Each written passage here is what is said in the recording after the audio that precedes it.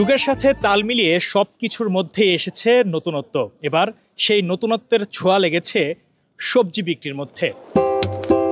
রাজধানীর মিরপুর ডিওএইচএসে অবস্থিত একটি অটো ভ্যান কার্ড, যে অটো ভ্যান কার্ডের মাধ্যমে এখন বিক্রি হচ্ছে সবজি। মানুষের বাড়ির একেবারে দাঁড়ে দাঁড়ে পৌঁছে যাচ্ছে সেই সবজিগুলো একটি অটো ভ্যান কার্ডের মাধ্যমে।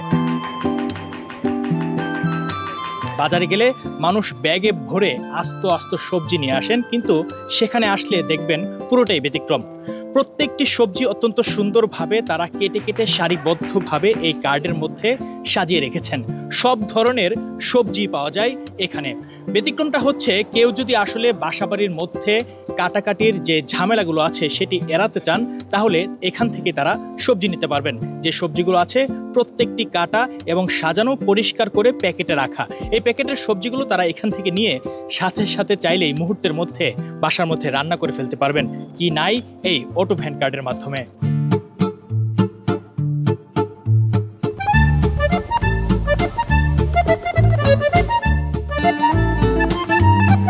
হঠাৎ করেই মনে হয় যে এটা নেই ওটা নেই, তো তখন আমরা এখানে ওদেরকে ফোন দিলেই পেয়ে যাচ্ছি, কিংবা অনলাইনে ওদেরকে সার্চ করলেই পেয়ে যাচ্ছি। তো এটার জন্য আমার মনে হয় এটা খুব ভালো একটা উদ্যোগ। হ্যাঁ, আমাদের জন্য অনেক সুবিধা হয়েছে, দূরে দৌড়াদৌড়ি করে যেতে হচ্ছে না।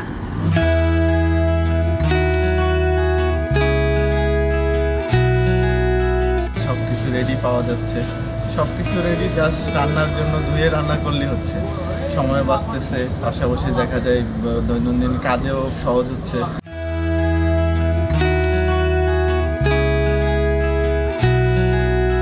এই অটো ভ্যান কার্ডের মধ্যে আসলে আপনাদেরকে একটু দেখাতে চাই সরাসরি যে কি কি সবজি পাওয়া যাচ্ছে। আপনারা নিশ্চয়ই দেখতে পাচ্ছেন যে এই যে সবজিগুলো, বাসার মধ্যে অনেকগুলো সবজি কিনে একসাথে কেটে সবজি করতে হয়, যেটিতে সময় লাগে প্রায় আধা ঘন্টা থেকে 1 ঘন্টা পর্যন্ত। কিন্তু পুরো সবজিটাই কাটা আছে, নিয়ে জাস্ট রান্না করে ফেলবেন। এভাবে ভেজিটেবল মিক্স, করলা কাটা, করলা কুচি আমরা দেখছি, তারপরে ডাটা কুচি, লতি কুচি থেকে শুরু করে বরবটি, ঢেঁড়স, প্রত্যেকটি জিনিস প্যাকেট করে কেটে রাখা আছে, অর্থাৎ রেডি করা। সেগুলো নিয়ে জাস্ট মানুষ রান্না করে ফেলবে।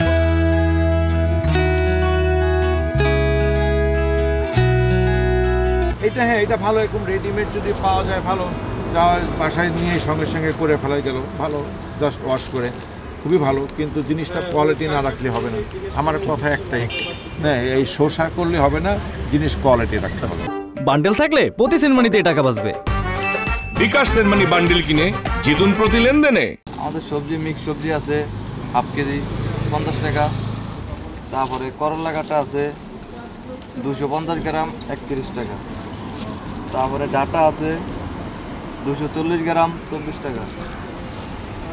তারপরে লতি কাটা আছে, লতি হলো 245 গ্রাম 29 টাকা। তারপরে লাল শাক কাটা আছে,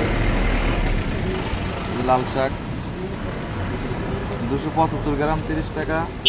লাল শাক আস্ত আছে, যার যেটা পছন্দ।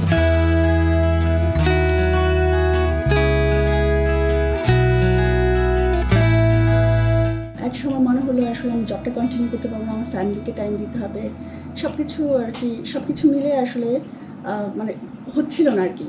তখন আমি কি করব, আমাকে তো একটা ওয়েতে আসতে হবে, কারণ আমার এটা অনেক দিন একটা প্র্যাকটিস যে আমি সকালবেলা বের হই, আমার একটা রুটিন লাইফ হয়ে গিয়েছে।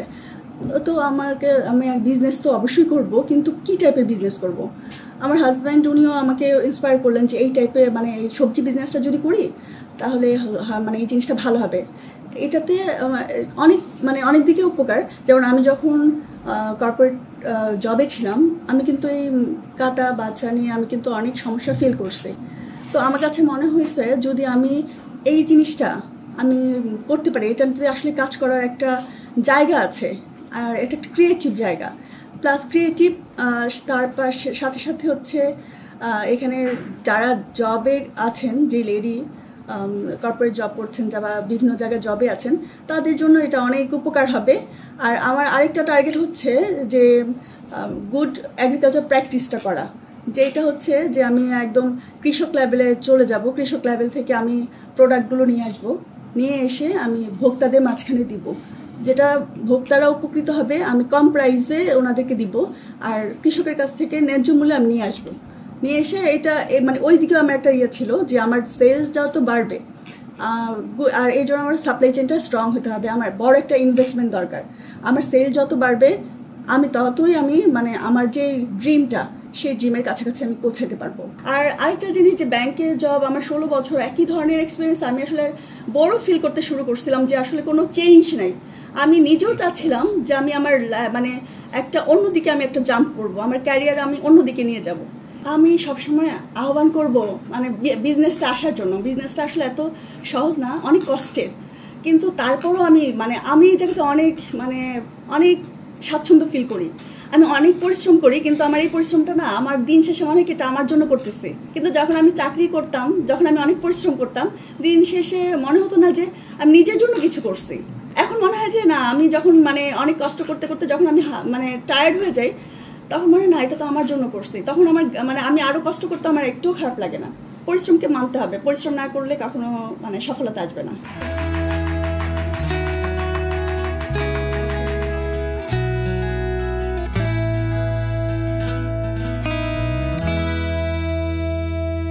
মিরপুর ডিওএইচএসে এই অটো ভ্যান কার্ট যেটির মধ্যে রেডিমেড সবজি বিক্রি হচ্ছে, ইতিমধ্যেই আসলে আমরা রীতিমতো দেখেছি সোশ্যাল মিডিয়াতে ভাইরাল। অর্থাৎ আপনাদেরকে জানিয়ে রাখতে চাই অনেক মানুষই এখানে এসেছেন, তবে আসলে এই সবজি নিয়ে অনেকেরই আলোচনা সমালোচনা আছে। কেউ কেউ বলছেন অত্যন্ত ভালো মানের সবজি এখান থেকে পাচ্ছেন, আবার কেউ কেউ বলছেন যে সবজির গুণগত মান যদি রক্ষা না করা হয় তাহলে সেটি আসলে এরকম সুসজ্জিত করে রাখলেই হবে না। অর্থাৎ সবজি সুসজ্জিত করে রাখা অভিনব পদ্ধতির পাশাপাশি এটির প্রত্যেকটি সবজির গুণগত মান নিশ্চিত করা এবং বজায় রাখা সবচেয়ে জরুরি। আসিফ পার্থ, কালের কণ্ঠ।